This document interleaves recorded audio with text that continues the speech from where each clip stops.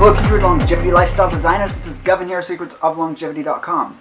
So you may have noticed, increasingly I am talking more and more about economics and politics and that type of thing. It's just a growing fascination of mine, but more recently I started to look at the correlation between this increasing interest of mine and lifespan. So I put together some numbers that I'm going to include as part of this video.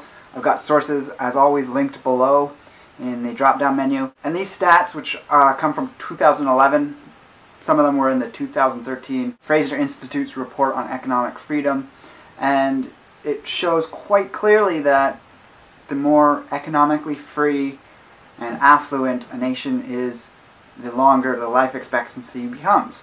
So there's so many different aspects of what makes up a country and lifestyle, economic, health, whether it's public or private healthcare, the location, the resources of that country, and also how they're used. For example, a country with a lot of coal and oil obviously is going to be using that to fuel things. It's going to make the air more polluted, just like I talked about in my last video.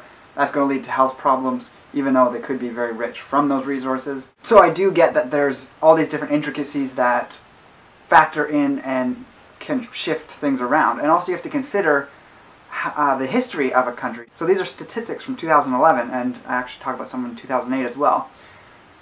And things can happen and change in a country in a very short period of time, even just 1 or 2 decades. There can be a drastic change. So from the 2013 report, which is using the figures from 2011, there's definitely countries on there that are higher on the list that if you had looked at them 3 decades ago, they'd be way on the other spectrum. And it can also work vice versa. There's some countries that are falling on the scale, countries like Greece, which went through and is continuing to go through economic hardships. I believe it has fallen quite a bit. The US has fallen quite a bit. Even just within a 3-year period, it's fallen nearly a dozen places from being one of the top 10 most economically free countries to live in. And so what I did is I took data from 2011 of life expectancy throughout the world of all the different countries and just matched them up and took the, in order of economic freedom, put the life expectancy of each of those countries. And it was a very time-consuming process because first of all, there was over 200 countries in the world, and a lot of them are very small islands which don't get included in the 2011 economic data. So I had to take those out, but you have to take them out as you go through the list. And it also doesn't include countries that are in the midst of war, so Iraq wasn't in there. Because trade is either so low or completely non-existent that it's not worth having them on the scale. And of course there's some countries that aren't included because they're just hubs of like basically resort islands, and even though they have a big population, it's drastically unrealistic to put them in the mix because they have no trade, but the people are living to 90 because they're just rich and can afford all sorts of therapies that extend their lifespan. So I've touched on that topic before, and it's one of the factors that I think a lot of people don't pay attention to, is that your affluence is one of the biggest indicators of how long you're going to live. Simply put, if you don't have the money, you can't put it towards organic food, holistic therapies, but also the acute care of life-saving protocols that can extend your life once you get up there. But of course I do focus and emphasize that lifestyle is king. You don't want to be relying on last-minute band-aids and crutches in crisis care to be healthy, because you're just always on the verge of something as you get older, and you're just increasing your drug load, you're increasing your hospital visits, and it's just a completely low quality of life compared to a long, healthy life from good lifestyle habits. But then of course there's also the factor that if you have a lot of money, you have very little stress around finances, which is rampant through lower class people from what I've seen. So if you were to go and look at either of these two charts below, you'll see the top 50 positions, which is all I've covered for most economically free countries. You'll see that order that I have that's going to come up on the screen shortly. But if you look at the lifespan, you'll see a lot of them don't match up, but that's because I was having to take things out of the list. And as you do that, then the numbers bump down.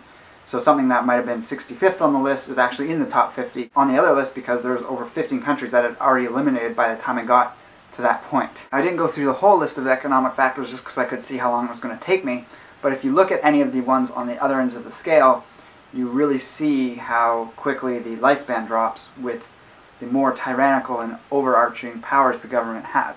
So it's not just about economic freedom, there's definitely other factors that go into this, but essentially the bigger and more overarching government gets, the lower quality of life becomes. Now, people are going to obviously have arguments about public health care. That's a separate issue. There's many factors within public versus private health care that it's beyond the scope of this video, but we're just focusing on the economic side of it. How easy is it to start a business? How much are you going to be taxed, etc.? And with enough countries, such as in this case, you can really see that economic freedom results in longer lifespans. So as you see, the numbers are coming up on the screen here. It's going to slowly scroll through. At any point, just simply rewind the video to look at anything in depth.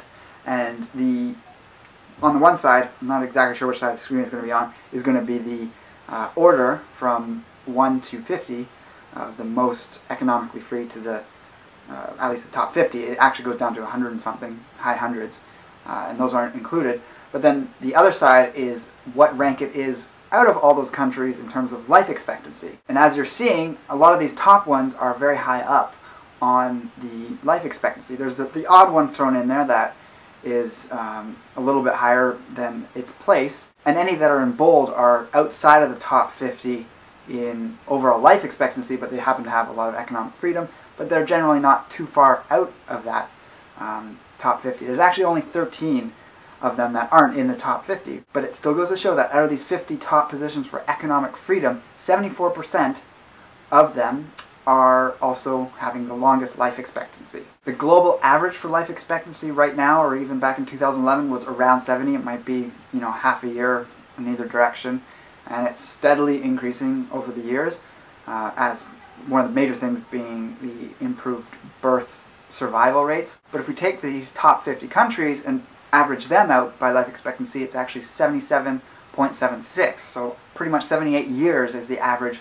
among these most affluent, most economically free nations. And if we take just those top 10 countries, the average is close to 80, 79.84 years for the average life expectancy. So you have a much higher life expectancy if you have the freedom to be able to do what you want, be taxed less, make money, not have such an overarching extreme power state that's trying to control and say what it is you can and can't do. You just have the freedom to do what you want to do, as long as it doesn't impose on other people. And this really emphasizes and makes it clear that a free society, one where people can provide a product and service that is designed to help other people without government getting its hand and creating excessive policies and regulations, is the way that we need to go as a society if we want to have better health, more happiness. It'd be interesting to take these same figures and apply overall happiness. And while I haven't done in this video, if we were to take the trends of other countries and compare them from different years, we'd see the drops that are happening, such as the US going from the number 6 position in 2008, right before Obama's election, or right during it, and already within 3 years, at 2011, it's dropped to 17th.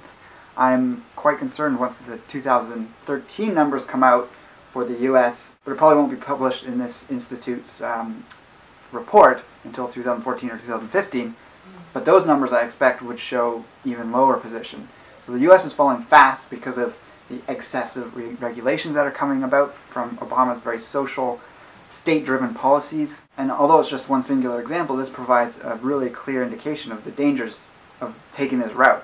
Whereas when you look at countries like China, which is still extremely low on the list, I expect it's going to rocket upwards as the people are given more freedoms. Property rights in the early 80s were given, and their economic boom that resulted from people being able to start to engage in free enterprise, increase life expectancy, increase standards of living, and that's what's allowed their country to rise up as a world superpower. So to top it all off, capitalism, free markets results in more opportunity, more freedom for people to provide products and services that actually meet people's needs.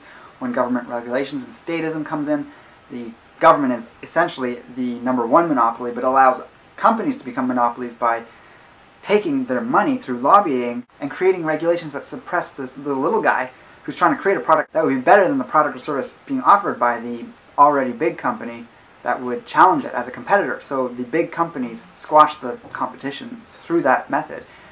So in a capitalist free market society, a monopoly created by the people's choice because they vote with their dollar is actually one that is benefiting them because it's a cheap affordable product. As soon as that product is unrealistic in its price, there's too much profit over its bottom line cost for creating it, then that opens the market up for other companies to step forward and create a better product. And the concern about overconsumption and all these things are very valid as well. With the increase in free media, citizen media, not the corporate controlled mainstream media that we see today, but is actually quickly losing ground with the advent of the internet.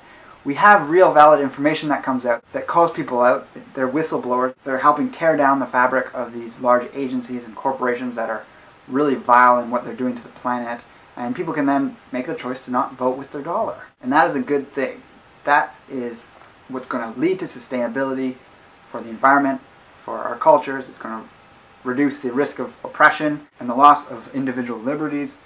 So that sums up my thoughts on that, and that's going to be a major factor in our social longevity for people en masse, and we all have to stand up for that. And the coming years, I think, are going to be crucial for a lot of us in the West. Canada less so, more so in the U.S. There's a lot of problems that the U.S. is coming up to facing with an increased police state and things like that.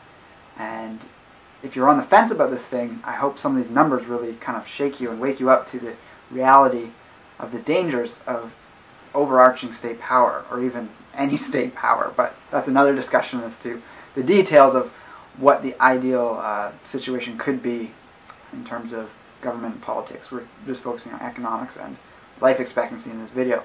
So let me know what you think about this video in the comments below. Like, favorite, and share the video if you feel so inclined. That's a huge help. And with that, I'll talk to you next time. Take care and embrace life without limits.